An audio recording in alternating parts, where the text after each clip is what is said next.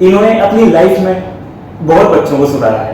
Principal के रूप में इस कॉलेज में मेरा पहला अनुभव है। ये एक खुला कैनवास है मेरे लिए, जहां मैं बहुत कुछ कर सकती हूँ। प्राचार्य का पद मैंने स्वीकार भी इसीलिए किया और इसको चुना भी इसलिए कि मेरी बहुत इच्छा थी कि मैम आप 30 साल से इस टीचिंग इंडस्ट्री में हैं। आपने कभी सोचा था कि मैं एक कॉलेज की प्रिंसिपल बनूंगी?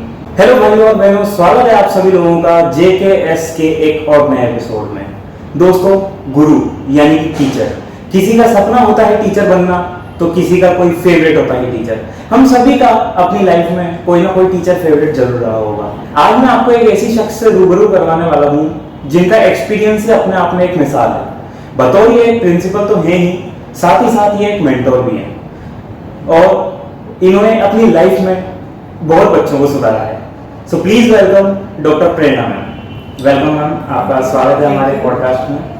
मैम कैसा लग रहा है आपको हमारे पॉडकास्ट में? बहुत बढ़िया, बहुत अच्छा लग रहा है। बच्चे कुछ अच्छा करते हैं, कुछ नया करते हैं तो बहुत अच्छा लगता है, एनर्जी मिलती है। Thank you so much ma'am. दोस्तों, आज मैम से बहुत सारी बातें करेंगे।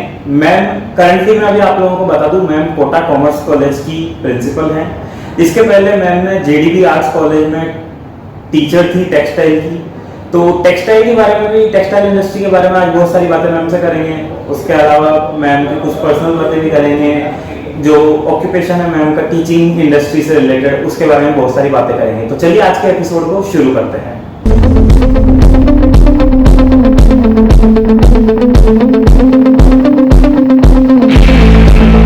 मैम सबसे पहला सवाल, आपको इस कॉलेज में आकर के कैसा लग रहा है? एक प्रिंसिपल के रूप में, हमारी टीचर के रूप में, आपको यहाँ के बच्चे कैसे लगे? प्रिंसिपल के रूप में इस कॉलेज में मेरा पहला अनुभव है। मुझे पता था बहुत चैलेंजिंग होने वाला है कॉलेज, क्योंकि मेरी ज़्यादातर मैंने गर्ल्स कॉलेज में मेरा समय निकला है टीचिंग का। तो यहाँ आने के बाद ये पहला मौका था जब मुझे एक तरीके से लड़कों के बीच में और उनकी तौर तरीकों से और एक यहाँ के माहौल से एडजस्ट होने में बहुत ज़्यादा टाइम तो नहीं लगा, लेकिन फिर भी कुछ अलग माहौल मिला मुझे। कुछ अंतर होता है वो मुझे लग रहा था, लेकिन यहाँ आके मुझे ज़्यादा महसूस हुआ।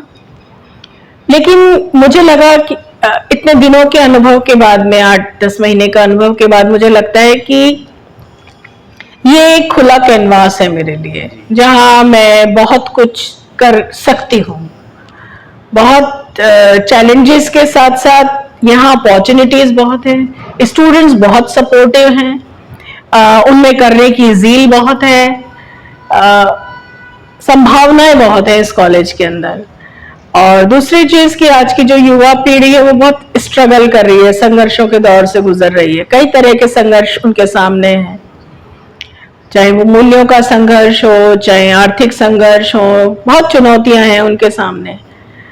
तो मुझे लगता है कि अगर उनको थोड़ा सा एक दिशा अगर कहीं मिल जाए, किसी जगह हम दे सकें, तो यहाँ आना सार्थक रहेगा।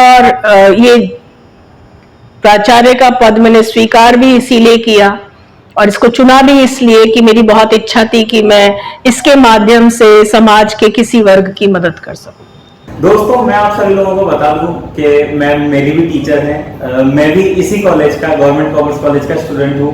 तो मतलब मैम बहुत सपोर्टिव हैं। मैम बहुत हम्बल नेचर और सपोर्टिव नेचर की हैं। तो बढ़ते हैं आगे क्वेश्चंस की तरफ। मैम आप 30 साल से इस टीचिंग इंडस्ट्री में हैं। आपने कभी सोचा था कि मैं एक कॉलेज की प्रिंसिपल बनूंगी? ऐसे तो सोचा नहीं था, लेकिन जैसे जैसे जीवन में चुनौतियां सामने आती हैं, मेरे को उनको स्वीकार करने में बहुत मजा आता है। मैं कभी जिंदगी में कभी ये नहीं कहती कि ये नामुमकिन है।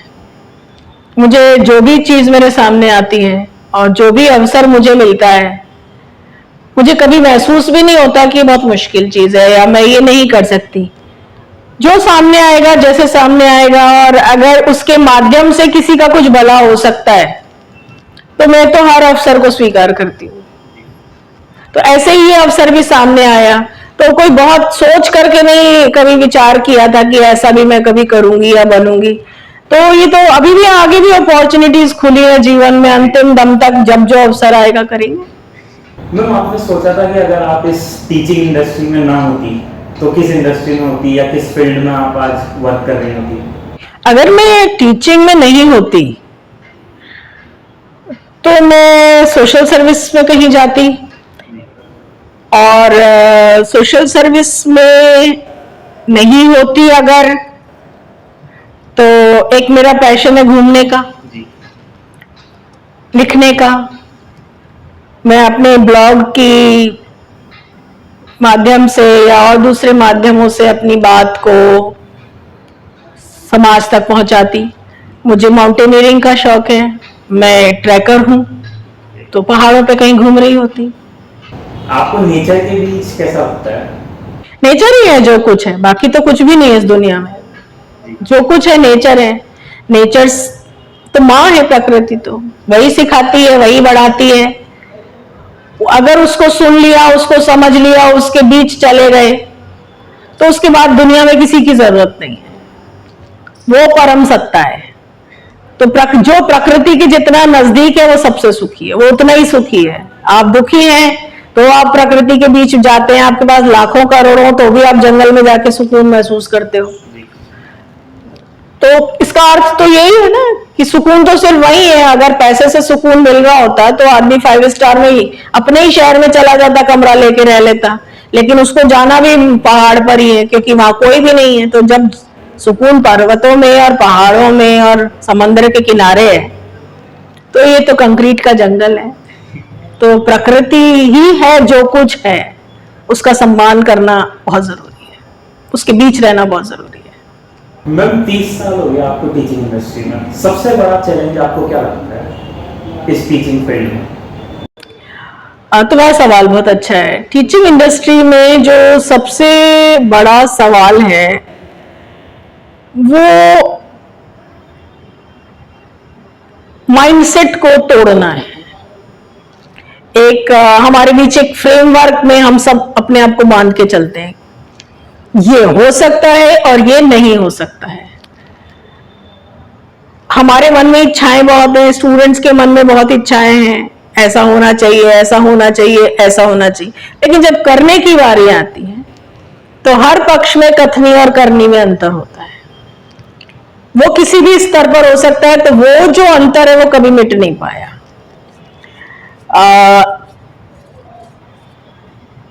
एजुकेशन जो होनी चाहिए और जो मिल रही है, जो हम दे पा रहे हैं, जो सुविधाएं हमको देनी चाहिए या जो मिलनी चाहिए, वो बहुत सारे रीजंस हैं, उनकी वजह से प्रभावित हो रही है। चैलेंजेस तो बहुत सारे हैं, जैसे सबसे बड़ा तो चीज होती है क्वालिटी एजुकेशन की। स्टूडेंट्स लाइब्रेरी से दूर हो गए, किताबों से दूर हो गए। प्रॉब्लम सबसे बड़ी है। स्टूडेंट्स के पर्सपेक्टिव से अगर मैं बात करूं तो वो फोकस्ड नहीं है अपने करियर को लेके, अपनी एजुकेशन को लेकर के। कितना पढ़ते हैं, आपका बुक किताबों से कितना नाता है? नहीं है अब किताबों से नाता। लाइब्रेरी को एक्सेस करना बंद कर दिया है। ये जो गूगल देवता है, ये आपको इंस्टेंट एक जानकारी दे देते हैं, लेकिन जो डेप्थ नॉलेज किसी चीज की होनी चाहिए वो आपको नहीं है। तो एक जो शॉर्टकट की तरफ जाने की जो टेंडेंसी हर किसी की हो गई है, वो एआई का दौर है, चैट जीपीटी का दौर है, तो वो अब जो दिमाग को इस्तेमाल करने वाली जो चीज है वो कम होती जा रही है, और इसका खामियाजा ये पीढ़ी खुद उठा रही है। और यही पीढ़ी क्या, जो ऊपर वाली है वो भी उठाएगी, जो इससे पीछे वाली है वो भी उठाएगी। अब एक बहुत क्लियर सोसाइटी में मुझे दिखाई दे रहा है, दो अलग तबके हो गए। एक जो बिल्कुल क्रीम है, एक जो बीच के रह गए, और एक वो है जिनको कोई पूछ नहीं रहा। तो जो सबसे ऊपर है, जो क्रीम में चले गए, वो सिस्टम से जूझ रहे होते हैं, उनको अवसर आगे नहीं मिल पा रहे होते। जो नीचे वाले हैं वो ना नीचे जाने के रहते हैं, ना वो ऊपर जाने के रहते हैं। एक्सपेक्टेशन सबकी ये है और होनी भी चाहिए हर किसी की कि इतनी सैलरी हो या इतना हो, लेकिन उसके अकॉर्डिंग अगर क्वालिफिकेशंस नहीं है तो बहुत मुश्किल है। तो चैलेंजेस यही है कि आप चाह करके भी आप किस तरीके से वो मोटिवेशन तो खुद को लाना पड़ेगा अंदर से। मैम जैसा कि आपने अभी एआई की बात करी, टीचिंग इंडस्ट्री में आप एआई यानी आर्टिफिशियल इंटेलिजेंस से क्या मतलब ताल्लुक रखते हैं, या फिर क्या आप सोचते हैं कि एआई आने से टीचिंग इंडस्ट्री को कुछ असर पड़ा है? बहुत फायदा है। टेक्नोलॉजी तो आपको यूज मिसयूज आपके ऊपर डिपेंड करता है, आप उसका कितना बेहतर इस्तेमाल कर सकते हैं, लेकिन पूरी तरह से आप उस पर निर्भर हो जाएं तो वो तो वही है, नियम है कि जिस चीज का इस्तेमाल करना बंद कर दोगे वो चीज गायब हो जाएगी। तो आपको अपने दिमाग का इस्तेमाल, अपनी एनर्जी का, अपनी शक्तियों का इस्तेमाल तो करना ही पड़ेगा साथ में। अब अगर सब कुछ एआई के थ्रू ही कर लेंगे तो अचानक जिस दिन आपके पास कहीं खड़े हैं और एआई नहीं है तो आपके पास वो जो एक डिसीजन लेने की जो क्षमता है आपकी, या जो आपके पास ऑलरेडी जो नॉलेज है वो आप जो उस समय काम में आनी चाहिए उस मोमेंट में, वो तो आपके पास है नहीं। और ये जरूरी नहीं है कि हर सॉल्यूशन एआई के पास में हो, वो आपकी प्रैक्टिकल सिनेरियो में क्या डिसीजन ठीक बैठता है वो आपको खुद तय करना पड़ेगा, और उसके लिए उतना लॉजिकल आपको होना पड़ेगा अपने सर्कमस्टेंसेस में, अपने पेरिफेरी में आपको पता होना चाहिए। तो एआई बहुत अच्छी चीज है, यूज करना चाहिए और कर रहे हैं, हम लोग भी यूज कर रहे हैं।